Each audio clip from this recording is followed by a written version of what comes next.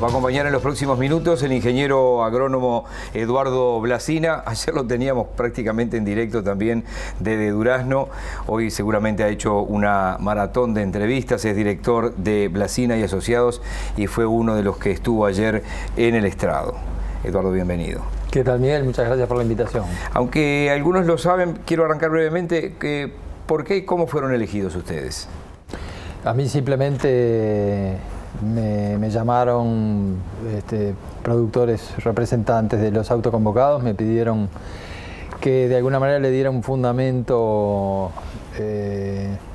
numérico a los reclamos, o que tratara de explicarle al conjunto de la población el porqué de esta movilización.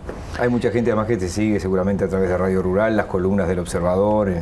Pero quiero destacar que los productores tampoco sabían lo que yo iba a decir, nunca me preguntaron, bueno, ¿y por dónde vas a enfocar tu participación? Me dieron plena libertad y lo otro es que yo no hablé en representación de nadie, es todo dicho a título personal. Pero a pesar de que se puede mezclar de que está hablando, de los que están ahí arriba están hablando en nombre de ellos. Sí, en mi caso... ¿Tú eres productor además? No, soy agrónomo y asesor. Por eso no hablo como productor, el protagonismo tiene que quedar bien claro que es de ellos. Simplemente a mí me pidieron una mirada y una explicación lo más sólida posible del porqué de la situación planteada. Bien, decidiste ponerle 10 mochilas, es muy significativo el nombre, ¿no? La mochila se carga y a veces termina siendo un peso importante, ¿no? Y arrancaste por el dólar, que era lo que había trascendió aquello de 36 pesos. Claudio Romanov recién hablaba de 3.500 millones de dólares invertidos. ¿Hay algún margen acá, hablando seriamente, de que este gobierno, uno que venga, puede hacer algo con respecto a esto?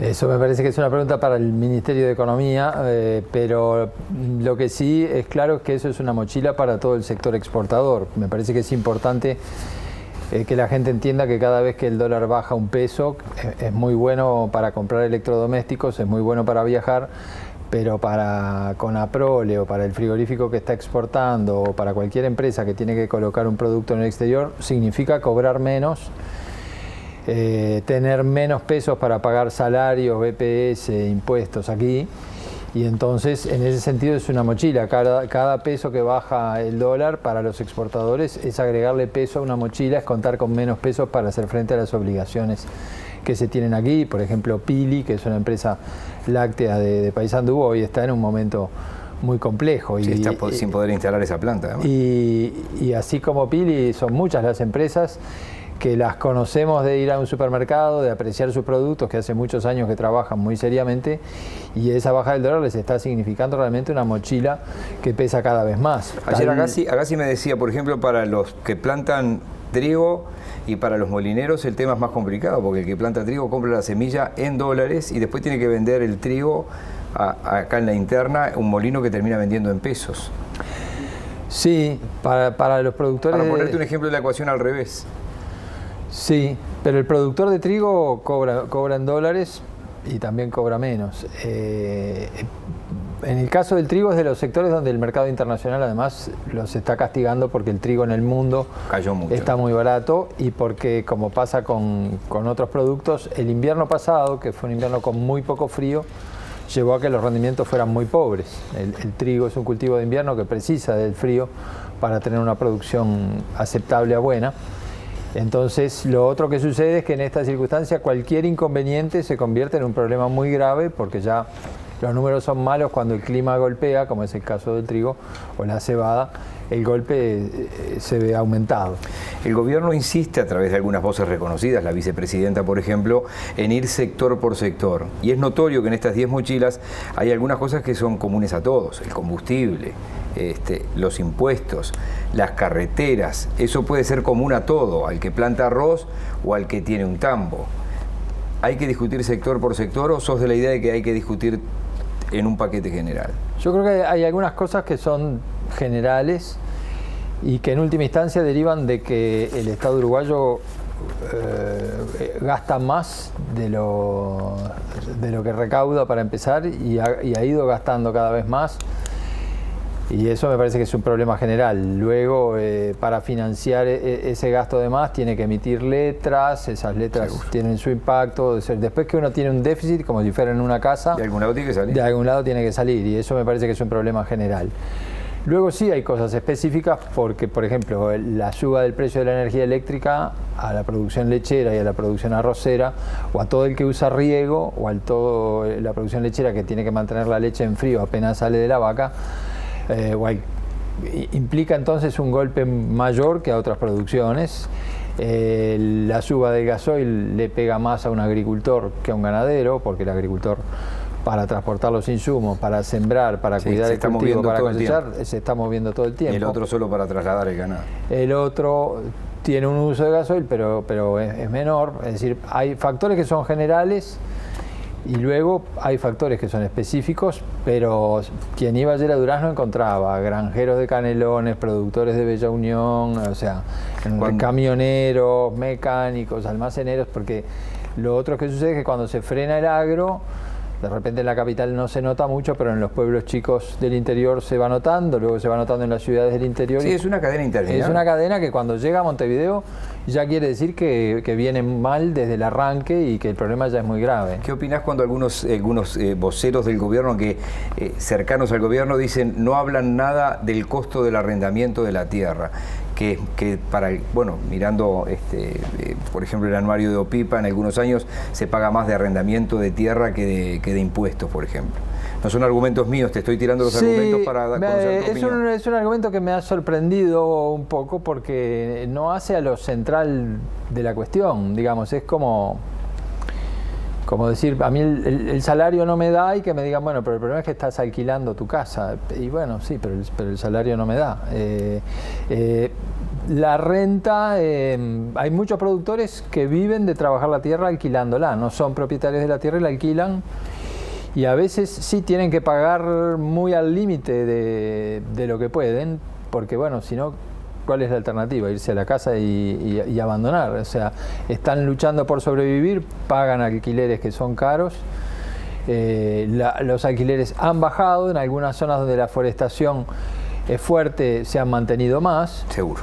Pero me parece que es atacar el tema de una manera muy lateral y que no ayuda a la solución. Como analista agropecuario, ¿qué opinión te merece que en parte la proclama fue destinada a decirle al gobierno dónde debía ahorrar y dónde se podía ahorrar? Creo que fue un esfuerzo por hacer de la proclama algo constructivo y sugerir algunas vías de ahorro y a la vez despejar aquello de que los productores lo que querían era cortar los planes sociales o que querían perjudicar a alguien. Alguien lo dijo, ¿no? Alguien lo dijo, pero me parece que era alguien que no era parte de las proclamas y que a veces en el apuro de una nota periodística uno se puede equivocar también, pero no era la intención. Creo que querían dejar claro quienes convocaron que su intención no es cortar planes sociales y que no es perjudicar a otros uruguayos. La última, Eduardo, esto es opinión personal. Me pareció que quedaron embretados cuando dijeron vamos a tener 50.000 personas, aunque me cuesta ubicar quién fue que lo dijo, pero insistían con las 50.000 personas. Y después, más allá del número que fue ayer, no importa, porque hay imágenes del Ministerio del Interior que fueron 6 horas antes de la concentración final. ¿Qué opinas con respecto a la gente que fue o lo que dejó lo de ayer? A mí me parece que esos números, de nuevo, como es como el dólar a 36, yo no sé quién dijo el dólar a 36, pero nadie lo planteó orgánicamente, ni era una meta oficial de nadie. Y por supuesto, en una conversación de boliche, capaz que el día antes le decían, che, ¿y cuánta gente vendrá ahí? Y con el ruido que se está armando vendrán 50.000.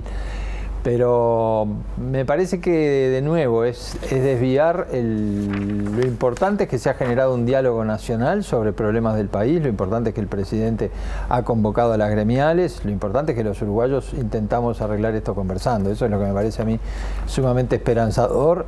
Y la convocatoria me parece que fue realmente muy grande, no sé, muy difícil un día de enero, entre semana, con 35 grados, lograr esa concentración de gente. Quiere decir que algo importante en la sociedad uruguaya está pasando y que eso merece ser escuchado, porque además hubo una actitud de respeto, de no partidizar la cosa, de no agredir a nadie, que me parece que también es parte de las cosas que tenemos que elogiar. No quedó una bolsa de nylon tirada, no quedó una botella de plástico tirada. Me parece que eso es mucho más importante que la estimación de un número que finalmente nadie sabe exactamente cuánta gente fue, pero fue mucho. Agradeciéndote tu presencia acá y para despedirte medio en broma, medio en serio, te digo que demostraste que frente a una multitud no hay por qué gritar desesperadamente. La verdad es que era muy difícil. Cuando subí y vi esa cantidad de banderas, dije, mejor no miro mucho porque si no... ¿Con qué tono hablo? Me emociono.